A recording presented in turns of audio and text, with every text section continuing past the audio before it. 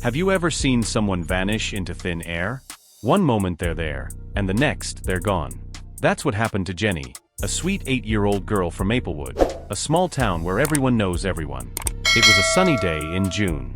Jenny had just finished her homework and asked her mom, Lisa, if she could play outside. Lisa said yes, but only for an hour.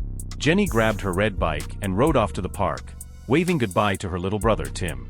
At 5 p.m., Lisa called Jenny for dinner, but Jenny didn't come back. Lisa walked to the park, her heart pounding. The park was empty. Jenny's red bike was lying on the ground near the swings, but Jenny was nowhere to be found. Lisa called the police. Officers searched the park, the woods, and the nearby streets. They asked neighbors if they had seen Jenny. No one had. It was as if Jenny had vanished without a trace. The town of Maplewood was in shock. How could a little girl disappear in broad daylight? Where did she go? Who took her? As the sun set, the search grew more frantic. Flashlights lit up the dark streets, and volunteers called Jenny's name. But there was no answer. Jenny was gone. The next day, the police found something strange in the woods near the park. It was Jenny's pink hairband, lying on the ground. But that wasn't all. Next to it was a small footprint, too big to be Jenny's. Was someone else in the woods that day? Did they take Jenny? The police didn't know, but they had a new clue. They searched the woods again, this time with dogs. The dogs sniffed the hairband and followed a trail. It led to a dirt road, but the trail ended there. Lisa was heartbroken. She couldn't eat or sleep. She just kept thinking about Jenny. Where was her little girl? Meanwhile, the town was buzzing with rumors. Some people thought Jenny had run away. Others thought she had been taken by a stranger. But no one knew for sure. A week later, a man named Tom came forward. He said he had seen a white van near the park on the day Jenny went missing. The van had no windows in the back, and it was parked near the woods. Tom didn't think much of it at the time, but now he wondered if the van had something to do with Jenny's disappearance. The police asked Tom to describe the van. He said it was old and had a dent on the side. The police put out a call for anyone who had seen a white van with a dent. A few people called in, but none of the leads panned out.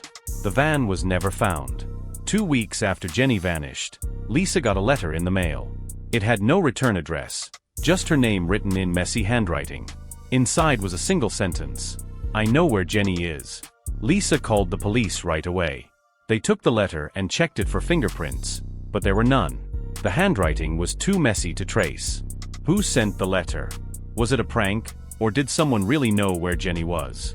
The police didn't know, but they promised to keep looking. The search for Jenny continued, but the leads were drying up. The police were stuck, and Lisa was losing hope. She decided to make a video, asking for help. "Please," she said, tears in her eyes, "if anyone knows where my Jenny is, tell the police. She's just a little girl. She needs to come home."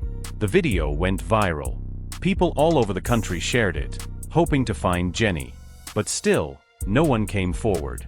Don't forget to like, comment, and share this story. Subscribe to Shadow Truths. A month after Jenny disappeared, a woman named Sarah came forward. She said she had seen a man near the park on the day Jenny went missing. He was tall with a beard, and he was wearing a blue jacket. Sarah said the man looked nervous. He kept glancing around, as if he was waiting for someone. She didn't think much of it at the time, but now she wondered if he had taken Jenny. The police asked Sarah to describe the man in detail.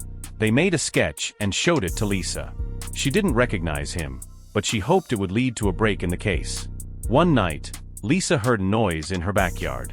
She grabbed a flashlight and went to check. When she opened the door, she saw a man running away.